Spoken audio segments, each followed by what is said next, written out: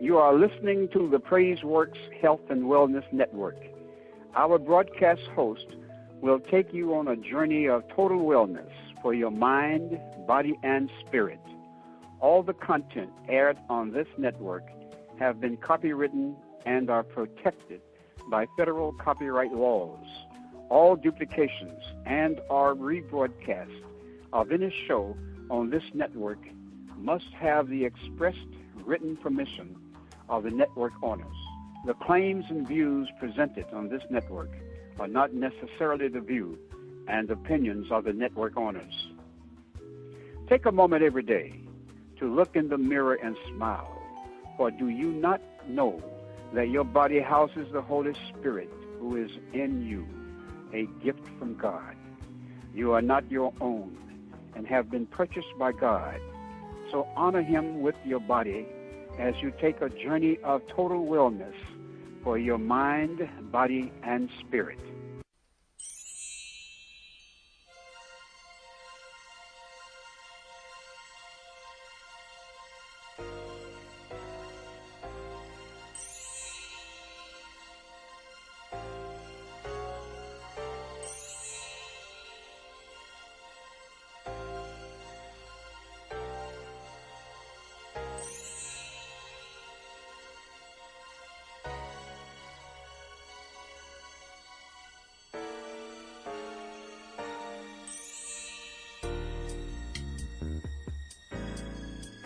Welcome to the Wellness Journey with Lynnis of PraiseWorks.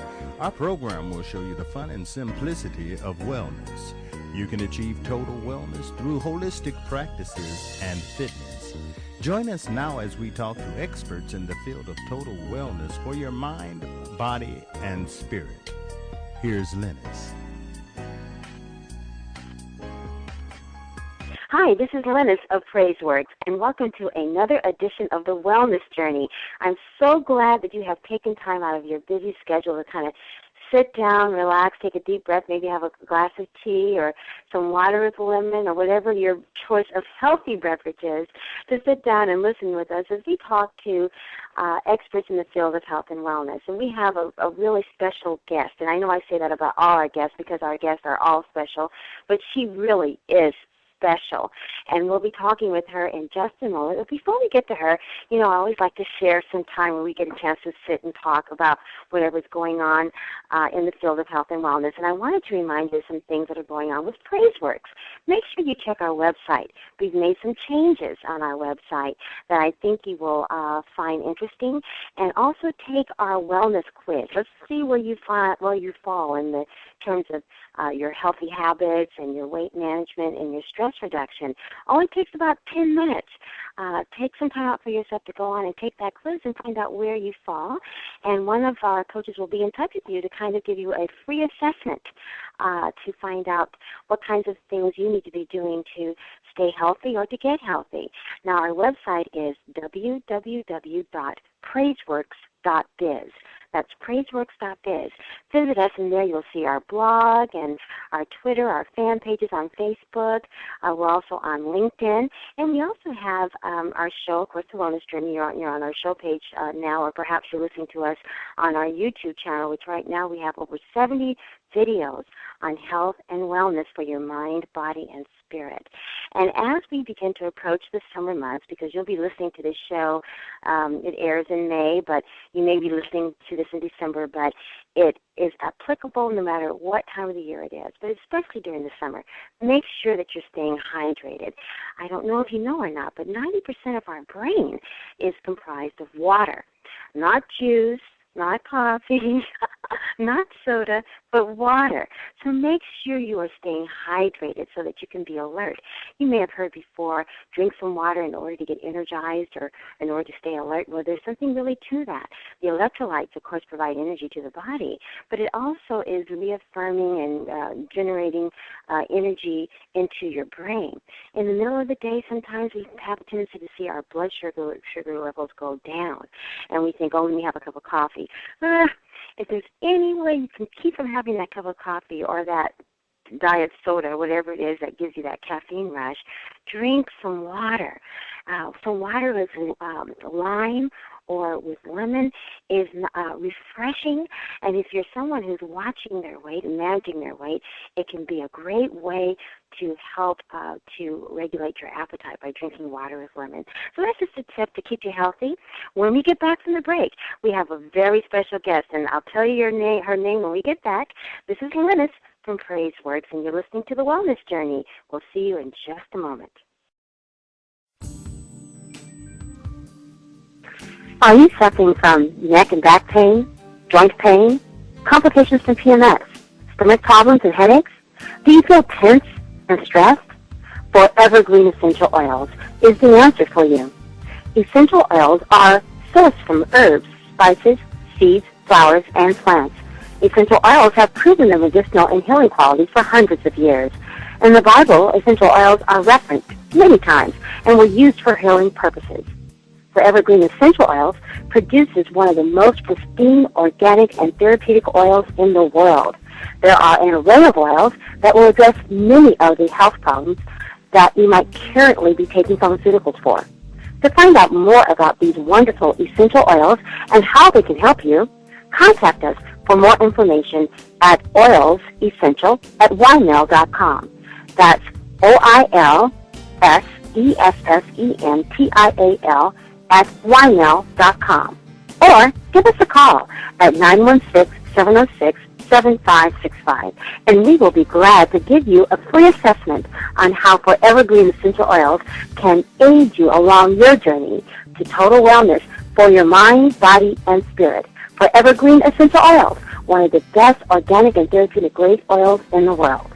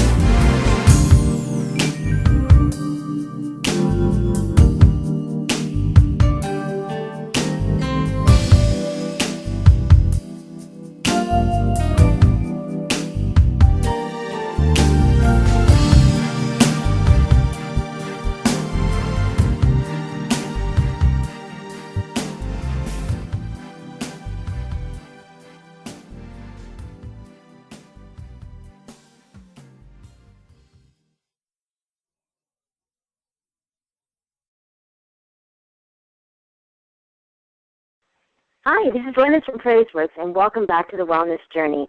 I'm so glad that you've taken the time to listen in with us to our guests in the fields of health and wellness. And today, as I mentioned before, if you weren't here on the break, before the break earlier, we have a wonderful guest with us, Annette Larkins.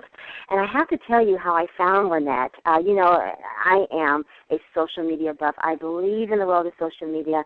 I have met wonderful people through social media. In fact, a lot of our PraiseWorks team, the people who produce the show, who do our website, and who do our social media and our business consultant, I all found through social media. So I think it's a wonderful place to meet great people. And I believe that you kind of get back what you put out there. So if you're a positive person out there on social media, you're going to find positive people. And I found Annette Larkins through social media, and I thought that maybe she was someone that maybe a lot of people didn't know about, and I thought, wow, this is wonderful. Then, of course, I found out that she is a media darling, if you will. And the reason why Annette Larkins is so fantastic is that she is a raw food eater who is really a self-made woman in terms of all the different gifts and talents and abilities that she has. But she is in her 70s. And if you were to see a picture of her and you're looking at her now, isn't she absolutely beautiful? I would never have thought, had I not read her story, that she was anywhere near that age. She looks like she's in her 30s. And for those of you who are listening on audio and not seeing her picture, she's an absolutely beautiful woman who lives in Florida. And I'm going to let her tell you her story because it's an amazing story. But I think that she is probably one of the most inspirational people that I've ever had an opportunity to meet. And I'm so excited to have her with us on the air. Annette, are you there? I am, and delighted to be here, Lynnis. Thank you so much for taking the time out to spend with us. I'm excited to have you because I did first meet you through social media. I sent you a FB message and asked if you'd be interested in being on the wellness journey because I think that your journey, your personal journey in terms of how you became a raw food eater and your diligence at that and how you've become an expert in this field is just so inspiring for people to know. So tell us about Annette Larkins and how you came to be a raw food eater. Well, it was 1963 that I became a vegetarian. Mm-hmm. And when I became a vegetarian, of course, I was not a vegan. It had nothing to do with health, had nothing to do with religion or any of those things. What happened is that I began to abhor the taste, touch, smell of dead animal flesh. And that's how I became a vegetarian. It was one Saturday morning in 1963.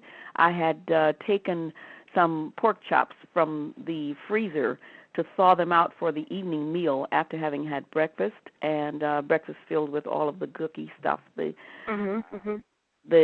down south grits and eggs and butter and jam and just everything. And we had about 3 different meats for breakfast, probably because my husband at the time owned a butcher shop. Not my husband at that time. My husband still is my husband. We've been married 54 years come September. Wow, congratulations. My goodness. But the thing of it is at that time he was a butcher.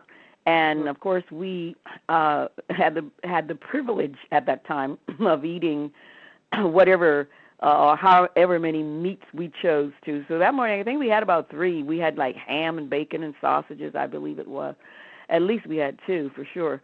But anyway, I was standing over the sink about 12 noon, was checking out the thawing chops, and all of a sudden something came over me at that moment, and I no longer wanted to have anything to do with it, just nothing. So it had nothing to do. Wow. I knew your 4 basic food groups like everybody else, but I was nutritionally ignorant. I mean, I knew nothing about nutrition. Of course, that certainly changed over the years, but at that time, that was it. So I began to abstain from dead animal flesh. I didn't eat any more. And after about 2 weeks of having not eaten any, I sat my husband down in our dining area and told him that I had not had any for 2 weeks, and I never planned to eat it again. Well, he thought I had gone absolutely bonkers.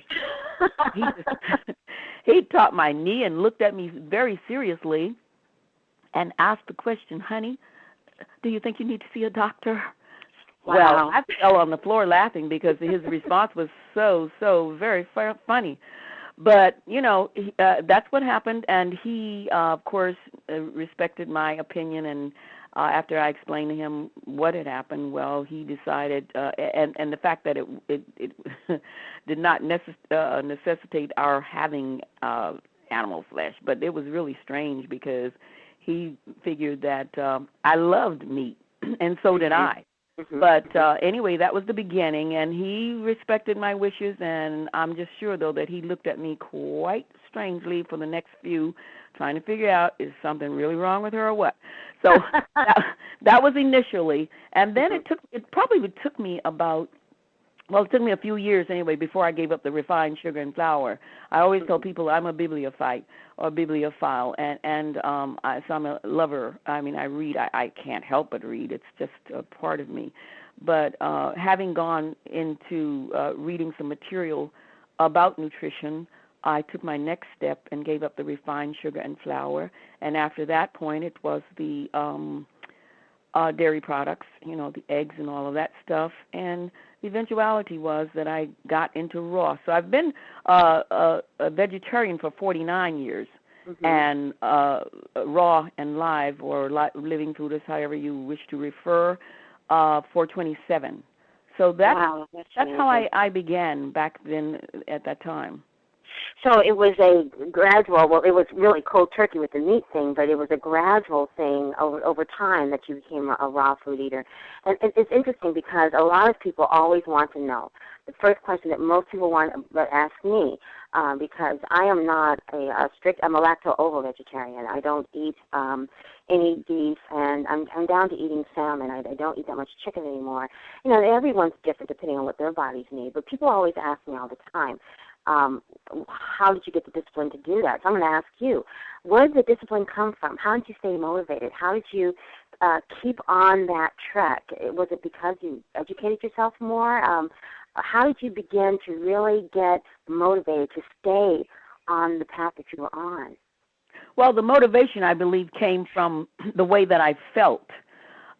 Initially, like I said, it had nothing to do with nutrition, the abstinence from animal flesh. However, as time progressed, I noticed changes that had occurred. I noticed the benefits that I was deriving from not eating the dead animal flesh.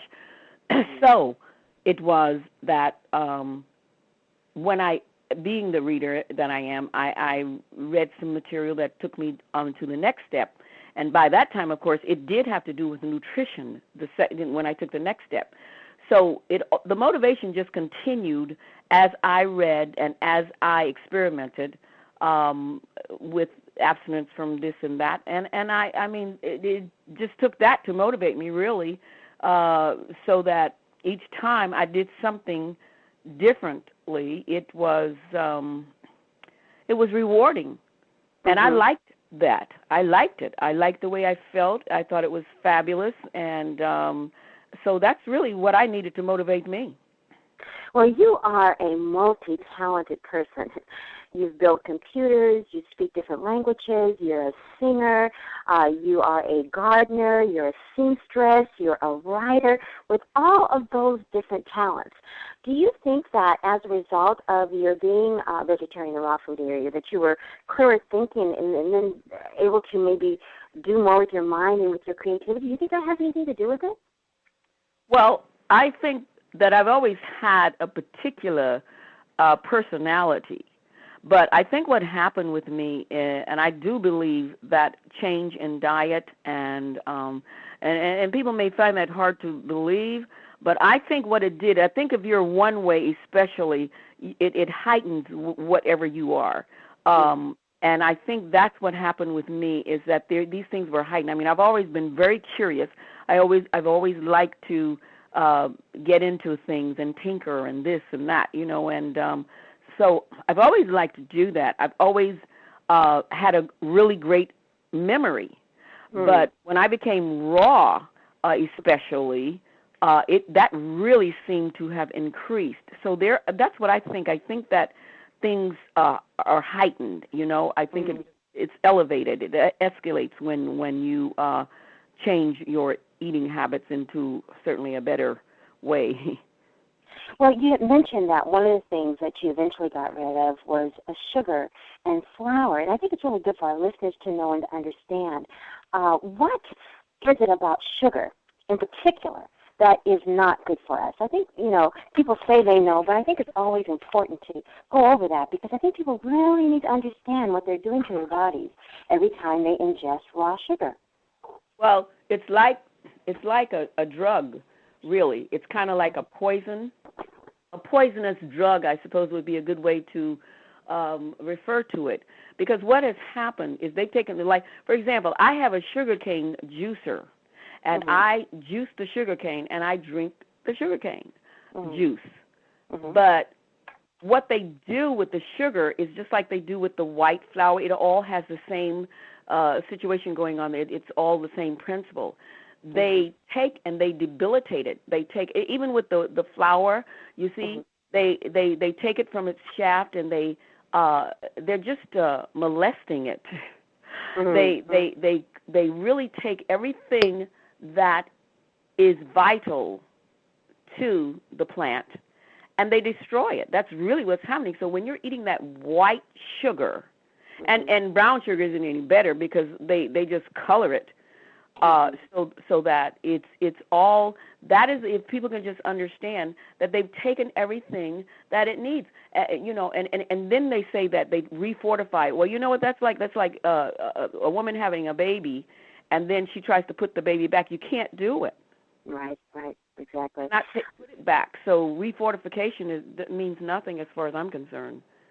But do you think they will understand what I just said, that they take everything away from it? Everything is gone. And then the fact that it's taken away, you're getting no nutritional value. And it acts like poison. It acts like a poisonous substance in your body.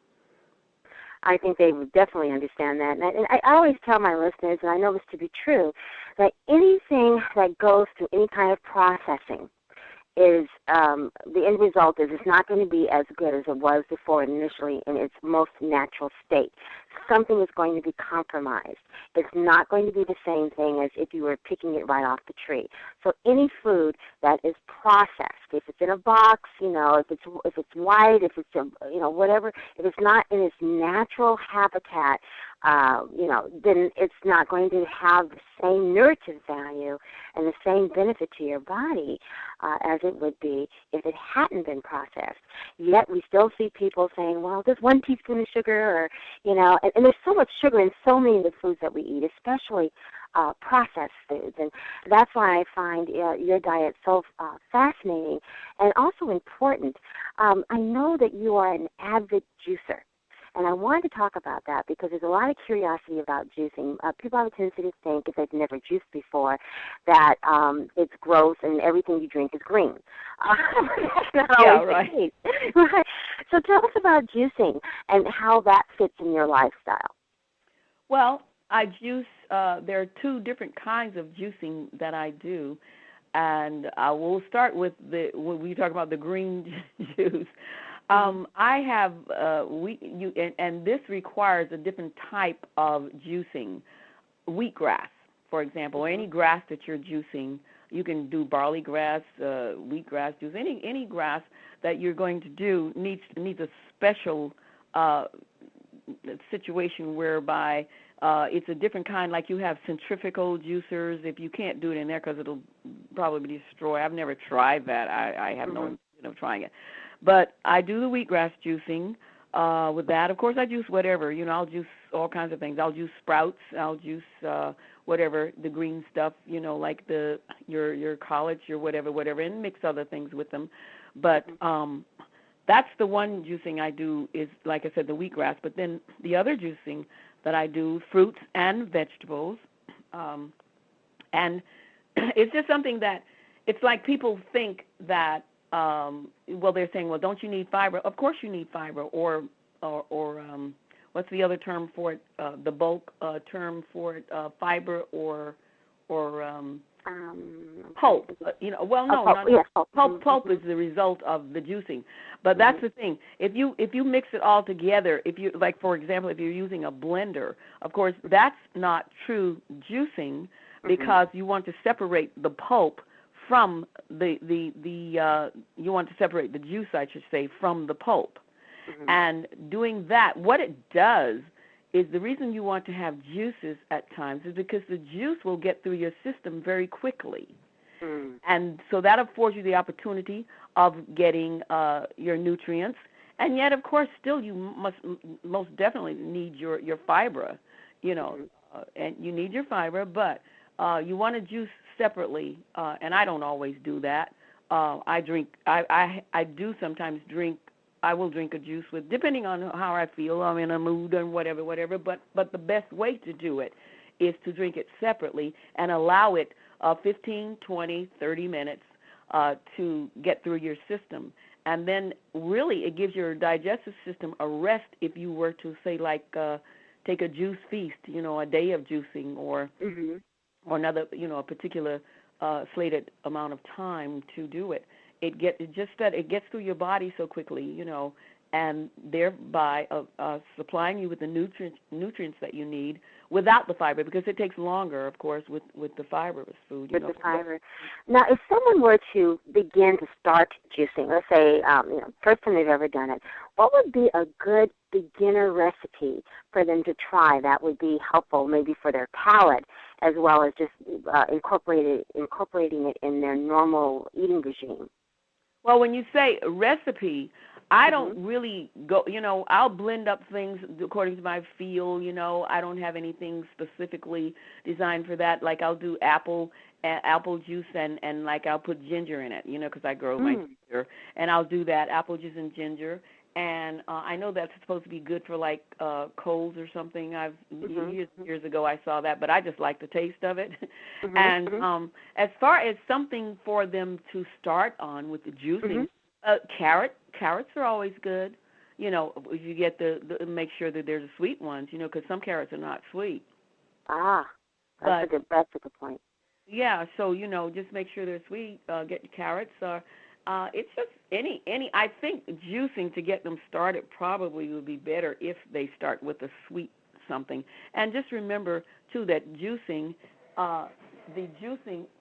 with the juicing, the carrots or the fruit is the one that is cleansing. The fruit juices are cleansing, and your vegetables are building. They build your cells where the fruit cleanses. So, a lot of people will drink juices in order to have good elimination, bowel movement. Right. That's true. For those of you who are going to start juicing for the very first time beginning, just remember that it is a cleansing agent there, and you might spend a little time in the bathroom, but that's all part of the process because it's removing those unwanted toxins and waste in your body that need to get out anyway, so that's a good thing.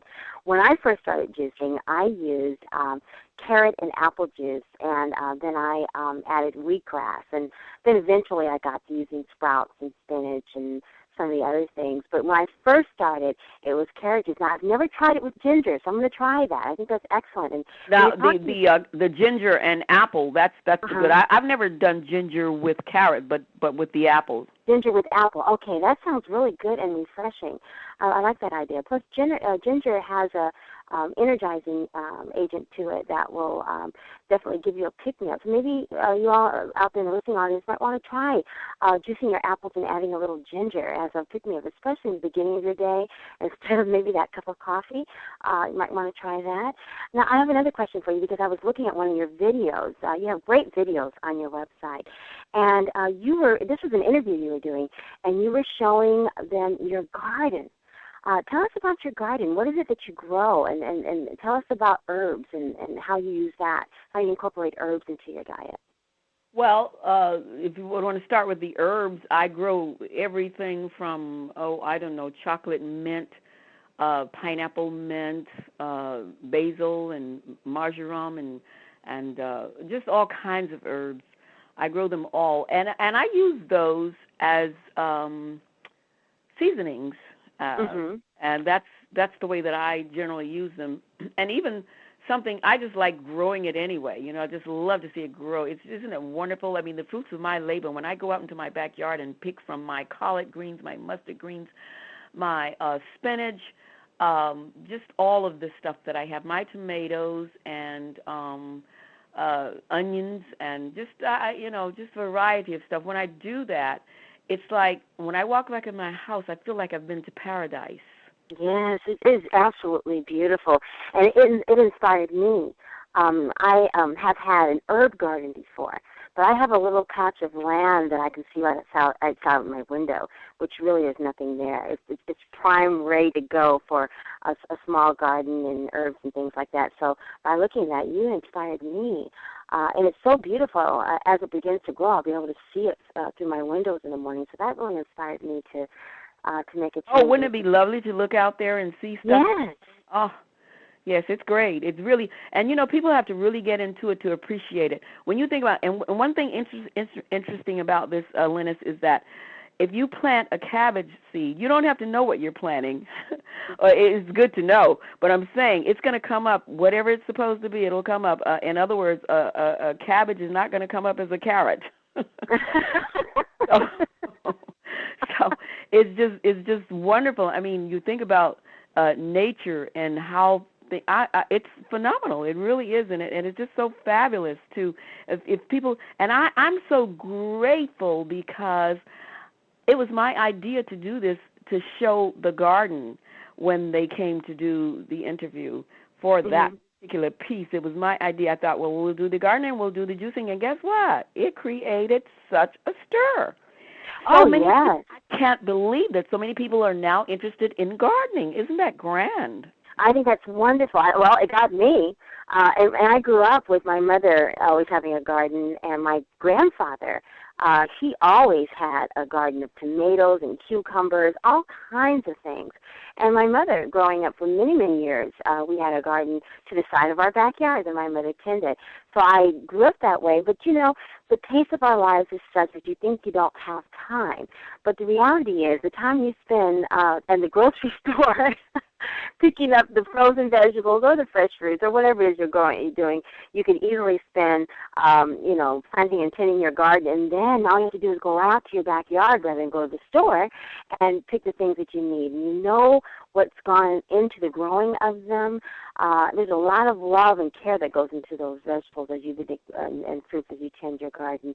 But also you know what fertilizers you've used and all that kind of stuff. And another thing, is that people talk about time. First of all, people find the time to do what they want to do. Absolutely. And the other thing is that I've had people ask me about, well, I live in an apartment, and what is this? And okay, so understandable. If you live in an apartment, you don't have the space to grow. Of course, if you have like a little, the idea is that you can pick and choose what you want to do, and no matter where you are, because you can even grow indoors. You can grow your sprouts indoors, in jars, and you've got the optimum nutrition when you get the sprouts, because before any plant becomes a big plant, a mature plant, it germinates from a sprout, from a seed rather, into a sprout. And when you eat those sprouts, even after you take them out of the environment from when you harvest them and you have to take them put them in the refrigerator, they still continue to grow at a minute level, but they're growing nevertheless. So that means that what are you eating? You're eating live food. I was going to say it's live food eating. When I got my first apartment after college, I'll never forget it, because that's really how I really got into nutrition. Even though I was a nutrition minor in college, I wasn't always practicing what I was studying. But when I got my first apartment, there was a organic store, natural food store, right down the hill from me, and I didn't have a car. So it was easier for me to walk down the hill to the natural food store than to go up the street to the big grocery store. And because it was so close to me, I began to change my habits in eating. And one of the things that the grocer told me was that I could grow the herbs in my apartment. And I said, well, I don't have any room. He says, and so he got me as a gift one day for Christmas, because we became friends, an indoor planter with the synthetic lighting that I could use, and I grew herbs. And that's how I really got into herbs, because I grew my own, and I learned how to cook with them. Now, I was cooking. I wasn't raw food eating, so I was going to ask you, I heard that you mentioned chocolate mint. How do you use chocolate mint herbs, for instance, in your raw food eating? Well, one way to use it is just something off the top of my head is in like tabbouleh. I'll make a tabbouleh, and I'll use some mint in that. So I might use different kinds of mint just to give, a little of each one, perhaps peppermint or spearmint, whichever one. Sometimes, you experiment, and that's how, just chop it up and throw it in there. That's one way of doing it. Did you say something, Lynnis? Yeah, I said that sounds delicious. I'm very familiar with tabbouleh, yes, and I know that they have the mint in there. So that's a great idea, the chocolate mint. That's fantastic. I love that idea. Now, I have another question because I've been dying to ask this. I raised 4 girls, and they have the fundamentals in terms of what healthy eating is, because there's just certain things I would not allow in my home. And so they know the difference. Now that they're all on their own and grown up, they're making their own choices, and hopefully they'll come back to how they were raised. But when you were raising your sons and you became a raw food eater over time, how did you incorporate that with your family? How did you make 2 different meals? How did you deal with that? Because I know we have a lot of listeners out there that have families who are still preparing meals for their family. So how does one who wants to be a raw food eater pass that on to their children or their family, or do they even do that? How do they incorporate that? Well, I didn't do it. What happened is when I told you about all those years ago that I became a vegetarian, I thought it would be unfair of me to subject my family to an idea I had seemingly suddenly come upon, because I told you how it happened, so that I just cooked 2 separate meals, one for me and one for my family. Now, mind you, I did not want to have anything to do with the dead animal flesh, but I thought it would be unfair, so I continued to cook it for them. I always say they could put on my epitaph that it was her endeavor to be fair. So even though I didn't want to have anything to do with it, I would not separate, I wouldn't take that away, like tell them, well, okay. However, in my 18th year of vegetarianism, my husband decided that he wanted to also be a vegetarian. That was the same man who wanted to send me off to the funny farm. So in my 18th year, he decided that he wanted to do it. Now, understanding human nature, how we are, and all that, through my observation of we humans, I told him, I said, now, if you ever decide that you are going back, I have been fair for 18 years, and you will need to be fair for whatever, because you're going to have to either cook it yourself or go out and get it. And he was faithful for about 6 years.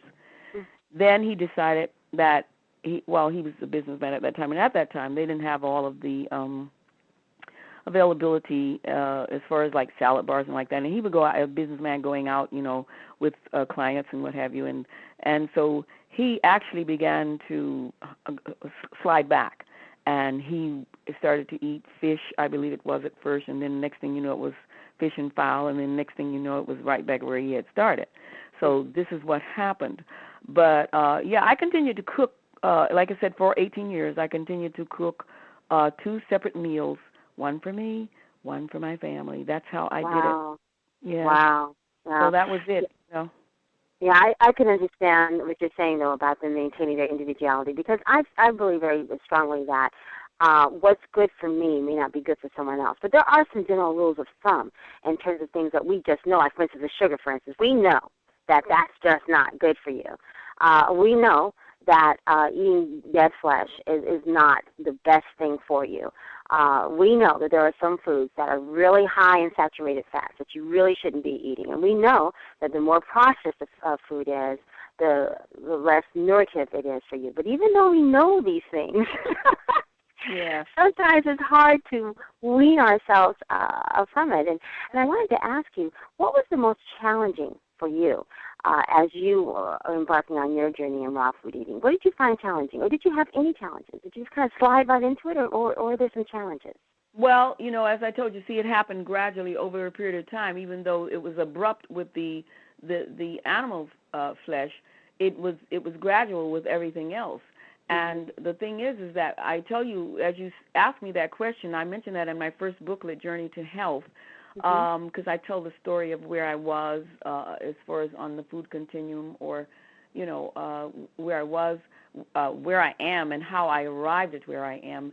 And I recall that when I gave up the dairy products, that was certainly something that, as I said, by that time, of course, it was health. It was for the purpose of being healthier. And when I gave up the dairy products, I remember very vividly that I could not let go of cottage cheese. Mm. So I decided, okay, I'm going to keep eating it. I'm not going to force myself not to have it. I won't, because it's just a matter of keeping it in my head. It'll be there.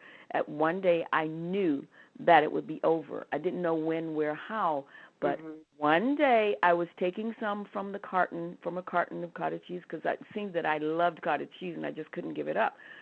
And what happened is one day, as I was taking it out of the carton, I had a spoon or fork or whatever I was removing it with, and I just put it in my mouth, and I tasted that carton that the cottage cheese was in. So obviously my taste buds had become so sensitized that I could taste the plastic that, the cottage cheese had been in that plastic container. And I tasted that, and that was it. It just took my taste, I no longer wanted the cottage cheese. So that was it. It was over for me with that. So something clicked in your mind, and that was it. Wow. Yeah, and I'll tell you something else, though. When I became raw, another challenge for me, when I became raw, I tried to sustain myself on salads alone. So it lasted for about 1 week that I was raw, okay? And then I had to regroup, because what happened is after that 1 week, I wanted some cooked food, okay? And and what happened is my taste buds seemed like my taste buds literally said, "Girl, you have got to put some zeal in this raw deal." and so I had to regroup, and yes, I determined, okay, your taste buds, what your taste buds are looking for. Hey, give it what it wants, okay? I'll give them what they want. And I quickly proceeded to just do things differently. I mean, I started to create. I said, I'm creative, okay, so let me do this, let me do that. Fried green tomatoes were replaced with dried green tomatoes. Fried okra was replaced with dried okra. And I was creative, of course, and, did them up with my seasonings, and I do my own cornmeal. I take it from the cob and dry it out and then grind it up when I need it. And that's what I was doing, at that time that I was doing that. And just seasoning it and drying it out, and hey, there you go. So what you did was you found a replacement for what might have been causing the craving. And when I think of fried green tomatoes or fried okra, I think of that crunchiness that's there. So when you were doing the dried green tomatoes, you used the cornmeal to put the dried green tomatoes on, or how did you prepare that? Yeah, well, I put them in a bag and shake it up, after I put my seasoning stuff on it. Well, or you can put the seasoning in the meal, and I put some water, something so that it will bind it together, make it a little wet. We don't really have to do that with the okra, but because that kind of slime kind of brings it together. But when you dry it, of course, it dries out. There is no slime, and that was one of the things that I had said. Oh, I'll never eat okra again, because I didn't like the slime look of the okra, right? So I said, I'll never have that again. And then one day, see, this didn't happen immediately when I decided that I needed to put some zeal in that raw deal. That didn't happen immediately. That happened later on with the okra and the tomatoes. But there were other things, that came into play when I determined that I was going to do things differently. And I did, whatever, I just did, and I can't even recall at this point what I did differently, but it was definitely differently, because when I went back, I was able to sustain at that point, because I'd found a way. And that's what we have to do. And, I tell people oftentimes, if you stumble, you straighten yourself up and refocus, because the eye doesn't mean just because you don't get it the first go around that it's slated never to happen. You just have to find a way, find your place, find what is necessary in order to make it happen. That's what so many people have to understand, because oftentimes they take failure as a lifelong situation. It's not that way at all. I'm so glad you said that, because we sometimes have a tendency to be so hard on ourselves. We set these goals, let's say a health goal, let's say, and then we have a moment where we take 2 steps backward. But that doesn't mean that it's over. Many times that 2-step backwards can end up being 3 steps forward, which means you're a step ahead of the game. When you take a step backward, you learn something, and you, like you said, you find another way to accomplish what you set out to do. But it doesn't mean you have to continually beat up on yourself. It takes all the fun out of it. And you mentioned something else that I thought was really interesting. A lot of people think raw food eating, all they think about is salads. They don't think about some of the other ways that they can be. Well, obviously, that's the way I thought about it, right? Initially. Right. Right. So what are some of the other things that you eat besides just salads? I think our listeners would love to know that. What are other things they could eat besides just salads? Well, are you familiar with collard greens? Where are you from in this country? I mean, I'm from California, but I grew up in the summers in Georgia. Okay, so, well then yes, surely you must have had some collard greens down there. Absolutely. Okay. See, my collard greens. People look on my DVD, or on my DVD, I show people how to prepare delicious, mouth-watering, spicy collard greens. And then, along with that, my dear, because people like collard greens and cornbread. Okay. Right. I do a cornbread. I mean, I do. They're nuggets. And on the DVD, I tell people, okay, and I bring out these cornbread. I think I named them on the DVD, cornbread nuggets, I believe. That's what I named them, because they're like little nuggets. That's how they look, but it's cornbread. You do it with I told you that I grind my meal up and use it as needed, and when I need to make a dish, and so I make the collard greens. And so there we got cornbread and collard greens, okay? Instead of nut loaves, let's switch that around. Instead of meat loaves, we have nut loaves. Instead of what do they call? Well, the burgers. What do you call the burgers? Well, it's meat burgers, but something else you call it. Hamburgers. Okay, hamburger. Well, we have nut burgers. We have nut burgers. So I mean, and that's the meat that people would want to, like if they're missing meat. But I assure you that if you ever really, really get into, a person who gets really into it, and they don't have to get fully into it, understand, because the idea is that the SAD is killing so many people, that sad American diet. Yeah. Hospitals are filled with people who are digging their graves with their forks. So I don't ask people to be where I am, because people are different. The idea is to make some improvements. And one thing about it, once you make an improvement, you don't know where that's going to take you. If I stood outside of myself and looked at myself prior to 1963, when I became the vegetarian, and look at myself now that I'm in the kingdom of living foods, live and raw, where live is king, raw is queen, and I am a willing subject. I love that. I love that. If I stood outside of myself now and looked at the person prior to, as I said, 1963, and look at myself now, it's like looking at two different individuals. Who would have thought that I would be where I am today? Certainly not I, because when I grew up when, in my household, hog was king. I ate everything. From my mother tried to feed me. I always tell people this. My mother tried to feed me everything that the hog had to offer, its intestines and everything except its squeal, and sometimes she tried to get that in. So, so it's really like I said, like looking at an entirely different person. So people can do things differently. I know if I could do it, because there used to be the time when if I didn't have meat on my plate, as I was referring to it then, you notice I refer to it as dead animal flesh at this point. Yes, I love that. Right? It's so gross. Anybody want to have it, right? I'm not trying to gross people out, but that is the way I feel That's about it. That's what it is, right? And the thing about it is if I didn't have meat at a meal, then it wasn't a meal to me. So I know people who say, well, I've got to have my meat. Okay, I understand it, and that's just... the way I changed, and other people can too. Well, some people are saying, well, gosh, like for me, for instance, I'm 55. So some people who might be my age or maybe a little younger or whatever, they think, it's too late. It won't make a difference anyway. I've already lived half my life. There's no way. But well, listen, I have a story to tell you. Oh, excuse me for interrupting, but we got to get this story in before we're done. Yes. Because I am so elated. I have to tell you, on the interview that you were talking about with the garden, you heard my husband, right?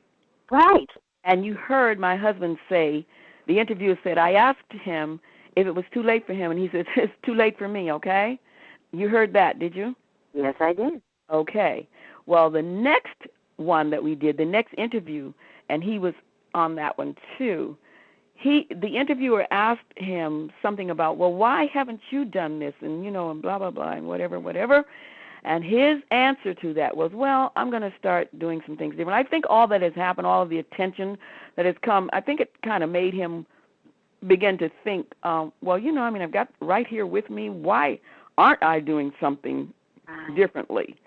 And because there are certain people who are in the raw food realm that would say to him, well, you've got Annette right there with you. Why don't you? But, old habits are difficult to break, and you know the story.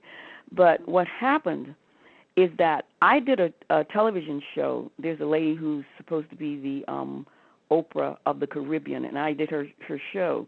And I was going to take all of this food stuff over there because I had made it so that we could have our own raw food footage table, And I ended up not taking over there. Something drove me the night before just to take a pie. I only took a pie. And so I had all this food stuff. And we decided, I decided, well, okay, we'll eat from it. It won't go to waste. Okay, we'll eat from it. Well, not in thinking that my husband was going to do it, but he obviously had made up his mind at that point that he was going to. And I can tell you, I have to tell you this because prior to, let's just put it this way. My husband was not going to the bathroom on his own, okay? He was not eliminating on his own. Every time he got ready to go, which was few weeks, not a few weeks, but days, he would go days without going, okay? And I had to give him an enema. So we had just both, I'm sure he must have thought the same thing. I'm thinking to myself, okay, this is a life-lasting thing here. It's not going to happen. Right. He needs an enema every time. Well, I have to tell you this, to make a long story short, that when he started eating that food, because we were eating my son, my oldest son, because he's into raw, but he's, back and forth. But in this time, he's hoping that it's for, it's long-lasting. But anyway, we were eating that food every day, and my husband on the third day started going to the bathroom on his own. Now, is that a story? Wow. Is that a story? And he's been going ever since. That interview was on the 11th of April. Mm. And he started eating before we were eating some, because I had taken some of the food out before that. It was like a couple of days. That's because I had it all prepared, and ready to go about 2 days before, I think. And then, so we were eating it. And so he was eating it 2 days, say, before the 11th of May, and he's still going strong every day. Imagine that. That's a major lifestyle change. My father, he's 80, and he tells me sometimes, he says, Lynnis, don't ever take for granted being able to go to the bathroom on a regular basis. And I'm like, what are you talking about? But here's a good example. Can you imagine not being able to do that? And then all of a sudden being able to do that as a result of a lifestyle change that he was living around every single day. That right there would kind of make you a believer, I would imagine.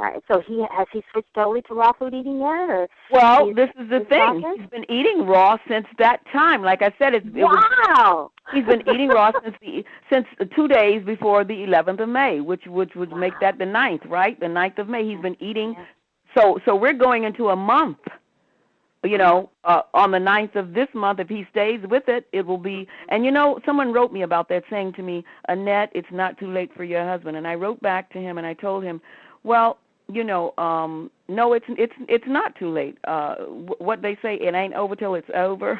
Mm-hmm. But the thing about it is I wrote back to this young man who wrote to me and said that. I says, I have some great news to report. And when I told him about that story, what I said at the end of my message to him was that I don't know if it's life-lasting, but we can all agree that it certainly has been life-changing.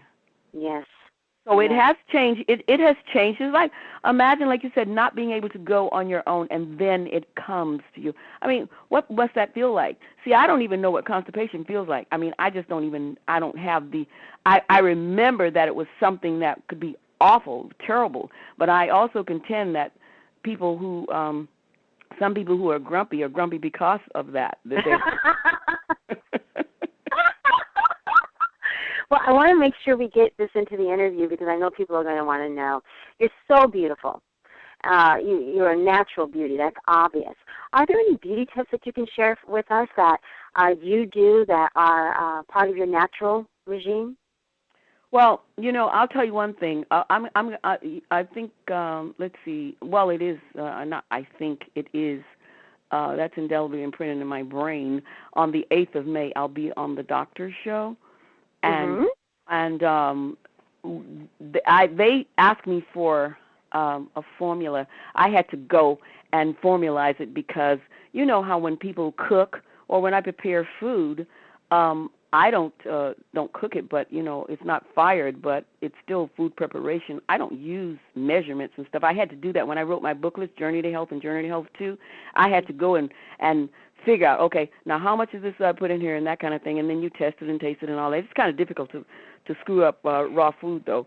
But at any rate, I had to do that. And so when they ask me for something, I do this moisturizer because you know we black people ash now, don't we? Mm-hmm. Yes, we do. Okay. Mm-hmm. So I created something. It's a lotion that I use. And I make it with, if they watch the doctors, I guess they're going to have, I think they're going to have that on there because they brought it out, you know, they made it themselves and they brought it out while I was on stage. It's a lotion. You can use it as a lotion or a cream. If you use it as a cream, beeswax is involved in that. And what I do, though, is I have the beeswax and you can use whatever as a carrier, whatever oil, you know, any good oil, like carrot oil is good for the skin, jojoba oil or grapeseed oil, any oil that you want, or a mixture of those oils. And then once you put it up, because you have to the beeswax, you know, the beeswax has to be melted. So then when you mix your oil together and then you make sure that it's blended very well, then and cooled, then you put your essential oils. See, I'm into using essential oils, aromatherapy. I am too. I love essential oils. Yes. Yeah, and you can use those, of course, for either medicinal or beauty. Mm-hmm. And so you just use something that's good for the skin and to drop it in there. You know, a few drops in there. Skin stuff that's good for the skin. Oils that are good for the skin. Some are frankincense, myrrh. You know, the carrot oil, like I said before, and, you know, rose oil is good for the skin. Yes. So just find something that, and so, you know, mixing those. So that's one of the things that I do and use on my, you know, body because, again, like I said, and I created that simply because we're so ashy. I mean, we do ash up, so most of us anyway. I wouldn't say everybody, but I know I do. I'll ash up in a minute. I do too. My elbows and my knees. In fact, I love using olive oil, not just on my body, but also on my hair.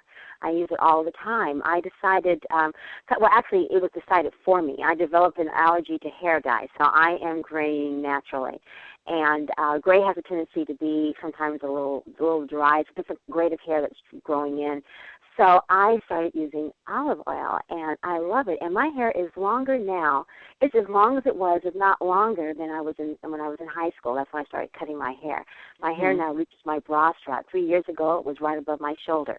And I know it has to do with the olive oil that I put on my hair. Yeah, olive oil is good. I mean, the you know, oils and either olive oil or, you know, you can, like I said, you can put you use the oil for the lotion or the cream as a carrier because when you only use a few drops of like the essential oil because that stuff is powerful. It's very powerful, very concentrated.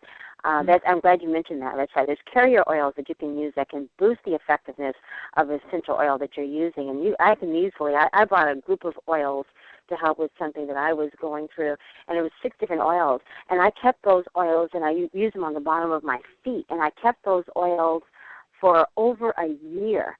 and they're very powerful, and they are if they're good.